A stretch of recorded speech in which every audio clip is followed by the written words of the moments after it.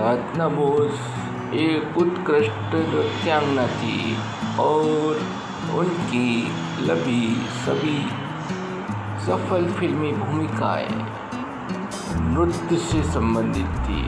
वह एक बेहतरीन अभिनेत्री और गायिका भी थी। उन्होंने अपनी फिल्म अली बाबा सहित कुछ फिल्मों में अपने गाने खुद गाए।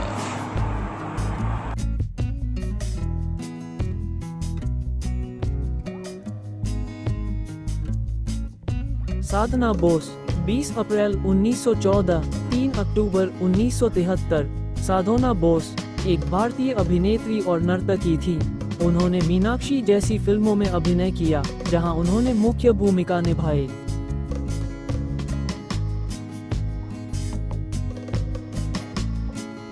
उदय शंकर की समकालीन उन्होंने 1930 के दशक में कोलकाता में कई बैले प्रस्तुत किए, जिनमें बंगाल के अकाल पर आधारित भूख भी शामिल है, जो मंच पर समकालीन विषयों को प्रस्तुत करने में एक अग्रणी कृति थी, और उमर खयाम भी।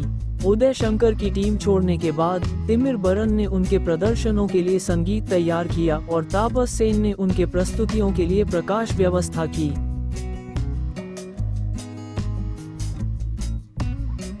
साधना सेन के रूप में जन्मी, वो समाज सुधारक और ब्रह्म समाज के सदस्य केशव चंद्र सेन की पोती और सरल सेन की पुत्री थी।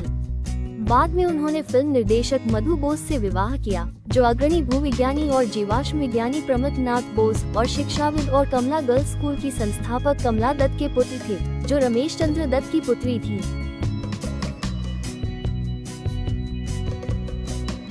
1930 और 1940 के दशक में वे सिल्वर स्क्रीन की ग्लैमरस नायिका के रूप में इतनी लोकप्रिय थीं कि अंतर्युद्ध काल के दौरान बाजार में ओते ने फिल्म की ब्रांड वैल्यू बढ़ाने के लिए उनका चेहरा फिल्म के विज्ञापन में भी छपा था।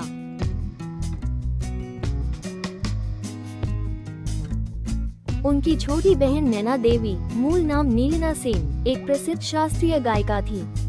उनकी दो बुआ पूर्वी भारत की दो प्रसिद्ध रियासतों की महारानियां थीं, कूच बिहार की महारानी सुनीति देवी सेन और मयूरभंज की महारानी सुचारू देवी।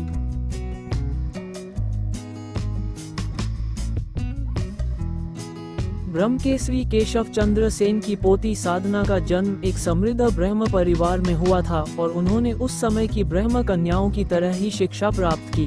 उनके पिता सरल चंद्र सेन थे और वे उनकी 3 पुत्रियों में दूसरी थी।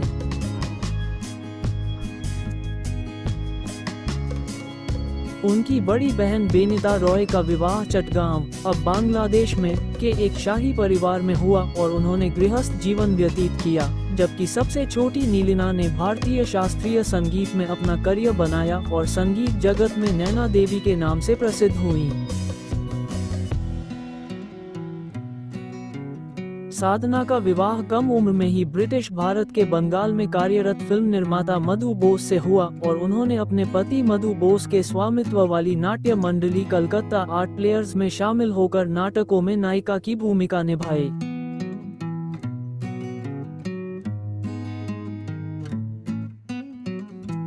बाद में साधना ने फिल्मों में कदम रखा और भारत लक्ष्मी पिक्चर्स के बैनर तले बनी बंगाली फिल्म अली बाबा 1937 में मर्जीना की भूमिका निभाई। ये फिल्म जबरदस्त हिट रही और फिल्म प्रेमियों को आज भी अच्छी तरह याद है।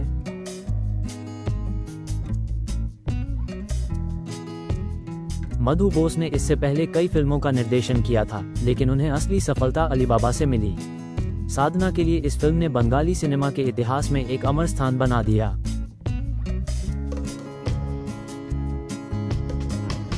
इसके बाद अभिनय बंगाली 1938 आए, जो इस जोड़ी के लिए एक और बड़ी सफलता थी। वे बॉम्बे चले गए और 2 भाषाओं हिंदी और बंगाली में बनी बेहद लोकप्रिय फिल्म कुमकुम 1940 से फिर से इतिहास रच दिया। इसके बाद उन्होंने भारत की पहली त्रिभाषी अंग्रेजी, बंगाली, हिंदी फिल्म राजनर्तकी 1941 का निर्माण किया।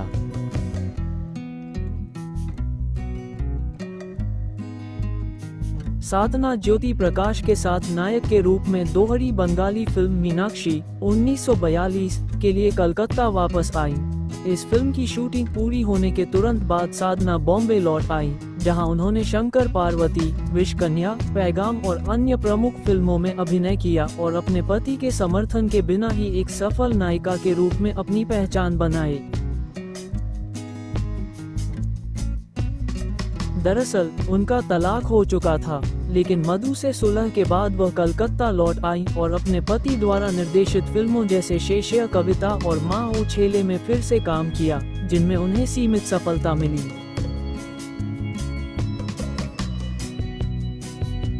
साधना एक उत्कृष्ट नृत्यांगना थी और उनकी लगभग सभी सफल फिल्मी भूमिकाएं नृत्य से संबंधित थीं। वो एक बेहतरीन अभिनेत्री और गायिका भी थीं। उन्होंने अपनी पहली फिल्म अलीबाबा सहित कुछ फिल्मों में अपने गाने खुद गाए।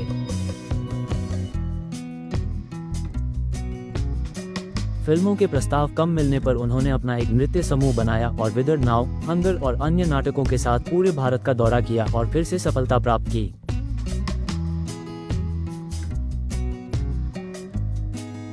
अपनी मृत्यु से ठीक पहले अपने पुराने मित्र तिमीर बरन की कृपा से उन्हें कलकत्ता के प्रतिष्ठित स्टार थिएटर में नृत्य प्रशिक्षक के रूप में नियुक्त किया गया था।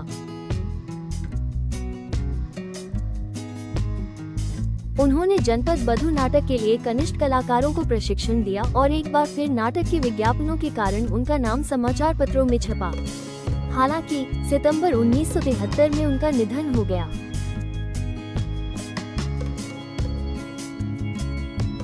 ये उनकी फिल्में हैं।